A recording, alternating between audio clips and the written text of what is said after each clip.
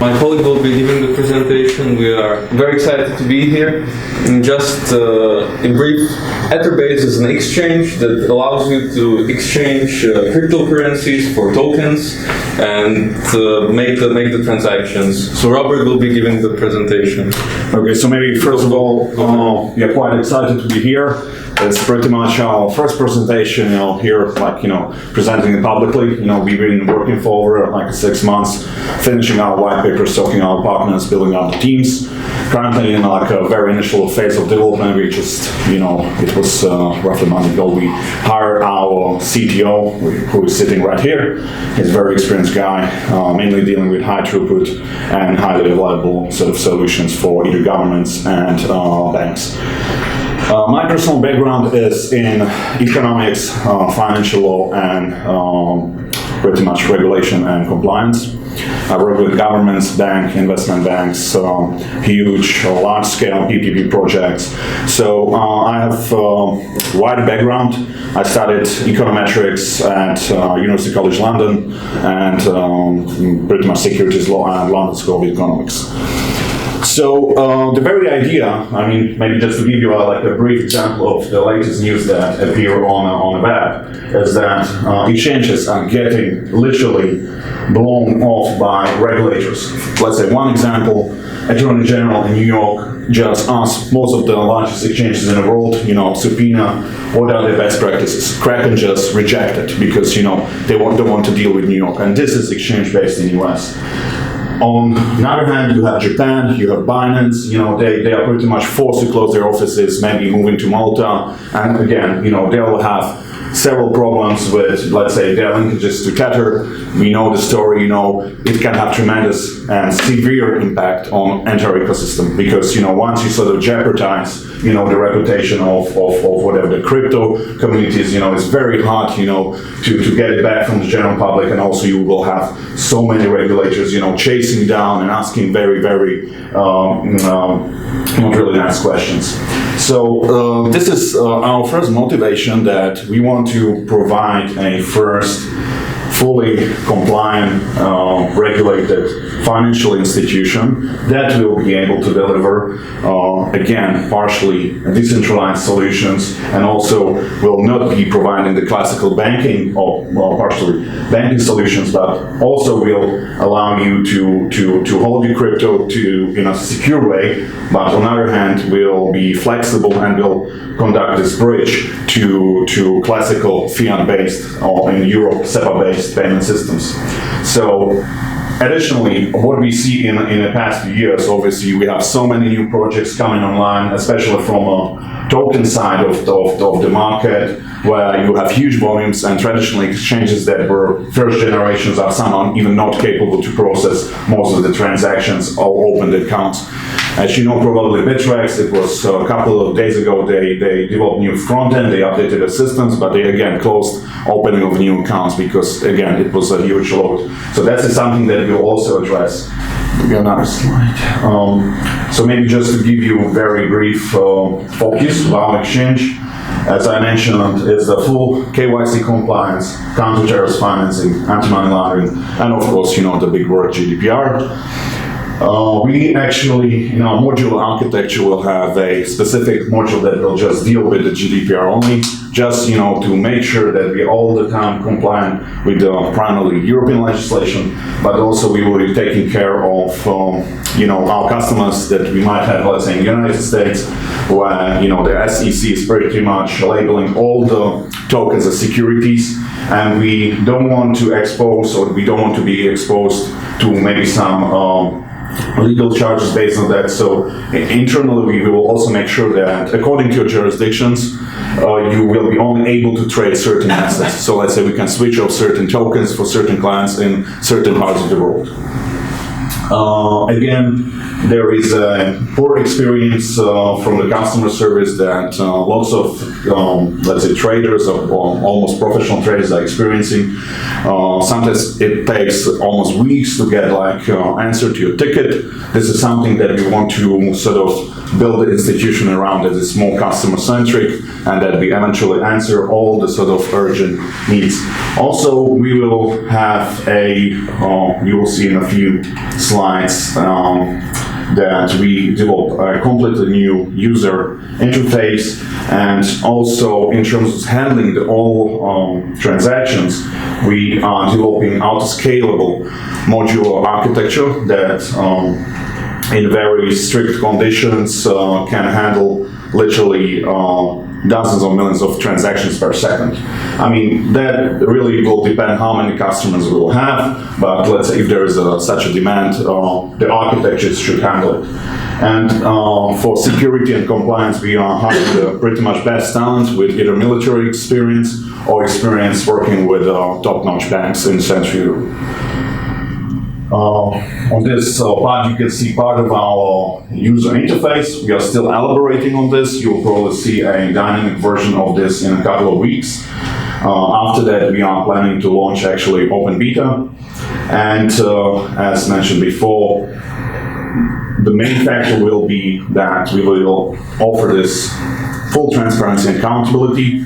Also, we are talking to the regulator. We are currently based in Liechtenstein.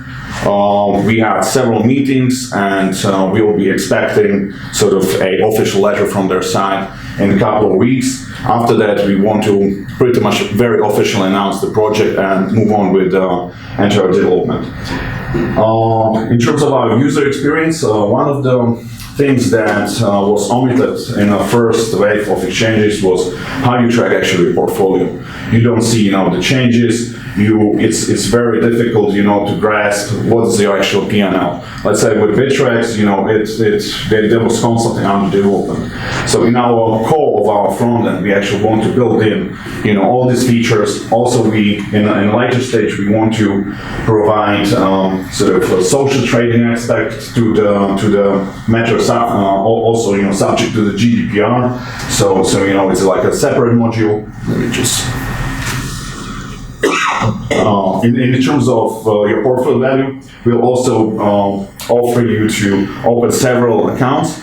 So let's say if you do algo trading, then you can just open one account or sub-account. If you want to just have a passive sort of hodl approach, you can open a different account. If you have your friend you want to buy crypto for, you open a different account. Again, this all will be subject to KYC, so pretty much everything should be as legal and compliant as possible. Just more. Again, we will have a partial implementation of a blockchain. It will be in a very simple manner. It will be ERC20. The token will allow you to access our very exclusive membership features. It's mainly tailored for institutional investors or institutional clients, where we want to lure as much liquidity as possible because, obvious problems with current markets is, let's say, for certain assets you have very low liquidity or the liquidity evaporates eventually, if you need it. And we want to stimulate the market, we want to stimulate the market makers, and because of that, we'll actually offer negative trading fees under certain conditions. So literally we want to make people to join our community and build up their maybe market-making businesses with us. Also, we will also unlock additional features such as you can have way more trade requests per minute. Because if you are market maker, you want to, or high frequency trader, you want to have as many, entries into the, let's say, order book as possible. So we will allow you to, if you hold a certain amount of our tokens on an exchange. So maybe just to finalize where we are here, we are in sort of Q2, Q1. We already raised over €1 million. We have initially 2 offices, one in Liechtenstein, one in Bratislava, where our development team is based. We are onboarding lots of people from various countries, mainly from Europe, Switzerland, Estonia, Finland, So it's becoming a quite international group of people.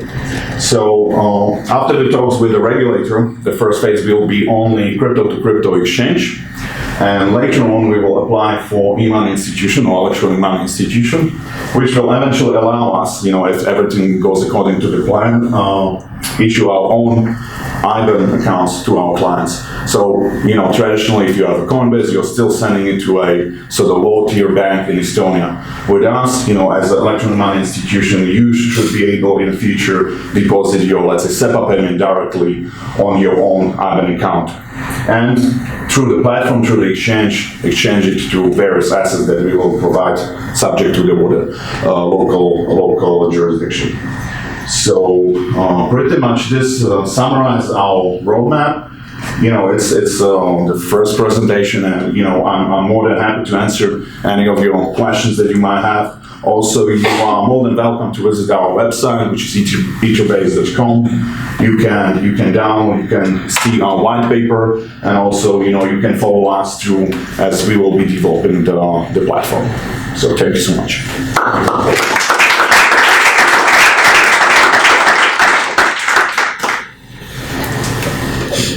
Questions? So would you like to try the touching? Yeah, sure. I mean, we are quite open-minded, so it's still work in progress. I was just wondering, where do you think your benefits will come from mainly? At least in the beginning and maybe in long term. I think long term, we really don't want to be the biggest exchange in Europe or in the world. Literally, we want to focus on the compliance at first. So we actually work with the regulators. We talk. We are hiring some of the best legal talent globally. Just to consult us on issues that are going on in the US, although we are European. Because also we perceive that if you succeed in one market, you can expand it easily. But it's very hard to do it in one go, in one push.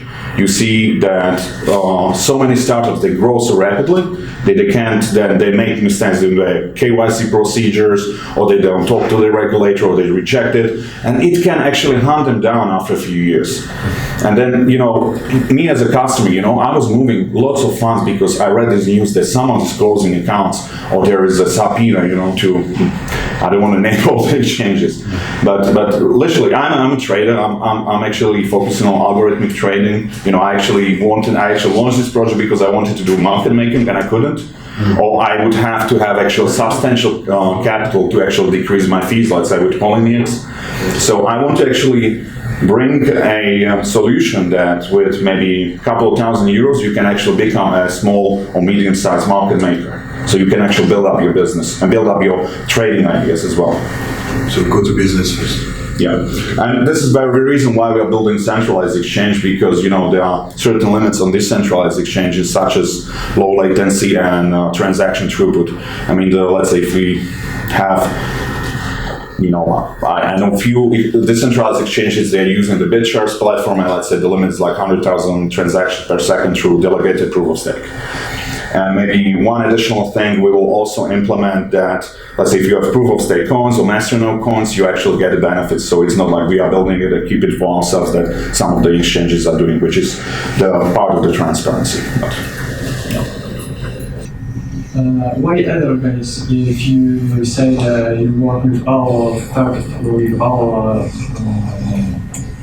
of tokens, why is called Eterbase? Yeah,